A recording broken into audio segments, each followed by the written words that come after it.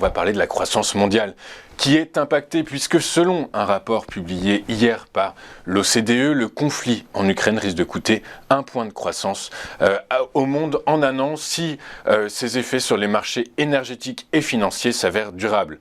Ce qui pourrait de plus pousser l'inflation d'environ 2,5 points supplémentaires.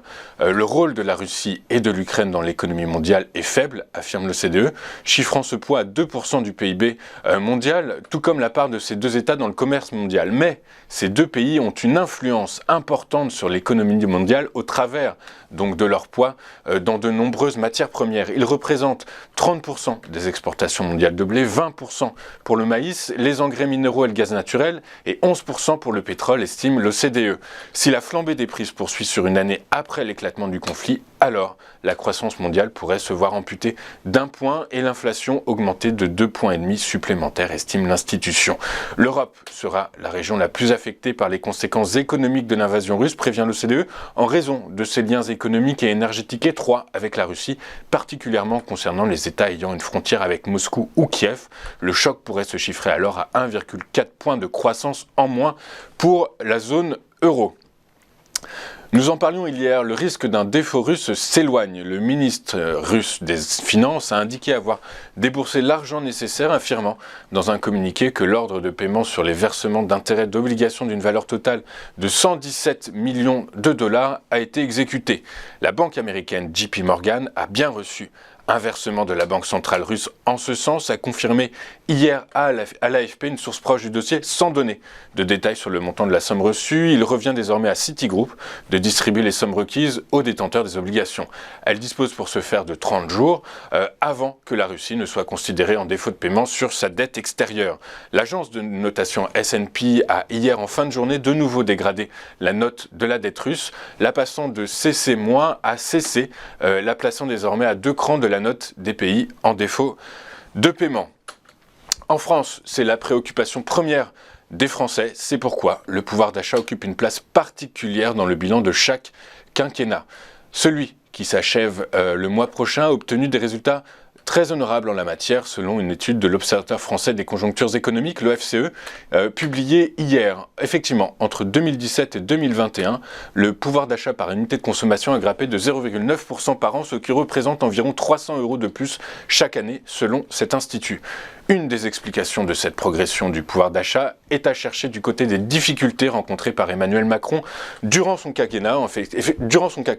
Effectivement, durant ces 5 dernières années, on peut caractériser l'expérience présidentielle par 2 crises majeures, celle des Gilets jaunes et celle du Covid. C'est sous la pression de la première des manifestations des samedis dans les grandes villes du pays et l'occupation des ronds-points que le gouvernement s'est résolu à renforcer des mesures favorables au pouvoir d'achat.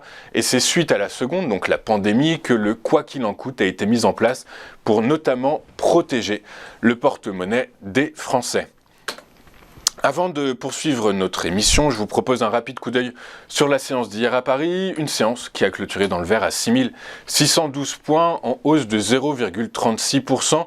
Les principales hausses sont à mettre à l'actif des utilities, qui ont signé une croissance de 3,25%, dans un contexte porté notamment par les annonces d'Emmanuel Macron, qui pourrait nationaliser plusieurs entreprises du secteur. Dans ce contexte, EDF, Veolia Environnement et Engie ont pris respectivement 5,05%, 2,77% et 2,60%.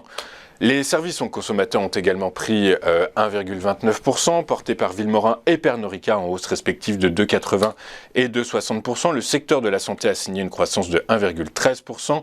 Le secteur des télécoms a pris 1,04%. Dans le sens inverse, les principales baisses sont à mettre au passif des services financiers dans lesquels qui ont reculé de 0,79% et dans lesquels BNP Paribas signe un repli de 2,39%. Le secteur des biens de consommation ont affiché un repli de 0,02% avec Renault, dont le titre recule de 5,49% à 23,40 €. Les 2 références du pétrole ont bondi de plus de 8% hier pour remonter largement au-dessus des 100 $ le baril. Les cours de l'or noir sont poussés par la guerre en Ukraine, le Kremlin ayant refusé de suspendre son offensive et l'AIE craignant un choc sur l'offre pétrolière. Dans ce contexte, le Brent a pris 8,79% à 106,64 $ le baril. Le WTI s'est apprécié de 8,35% à 102,98 $ le baril. De son côté, le Bitcoin a pris 0,22% à 40 997 $ l'unité. On marque une première pause et on se retrouve juste après avec Antoine Quesada pour qu'il nous décrypte l'ouverture du marché parisien dans Chronocac. À tout de suite sur TV Finance.